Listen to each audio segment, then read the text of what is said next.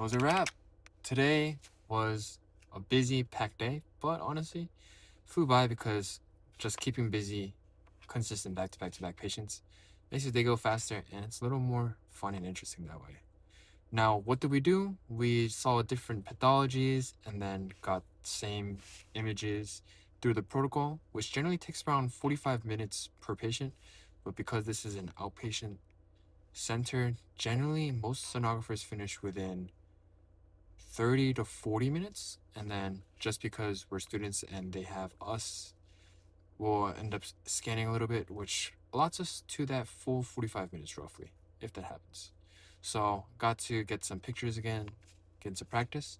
And I asked my preceptor if there are things that help get better images, and well, aside from bigger rib spaces, because that's literally where the ultrasound goes, and using that ultrasound through the rib space is how you get to see the heart.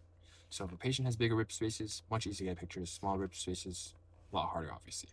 Now, I'm sure we'll eventually learn about pathologies that will lead to better pictures. He did mention one, but he couldn't remember the name of it, so he just described it. So I was like, that's a later problem. So once we do learn it, since we'll get there one day.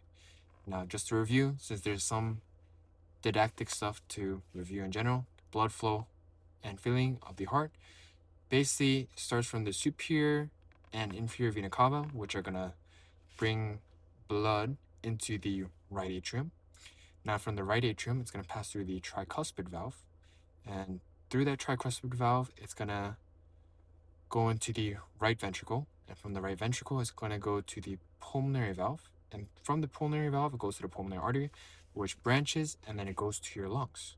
Now from your lungs, CO2 and all that stuff is gonna oxygenate the blood, and then next, step 8, the pulmonary veins are gonna bring that blood flow back to the left atrium, which is gonna pass through the mitral valve, and then that's gonna go to the ventricular valve, left ventricle, which is then gonna go to the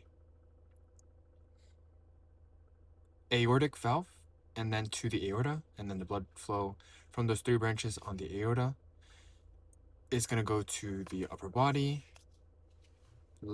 right side first, then the middle is gonna go to the head, body, and then to your lower body.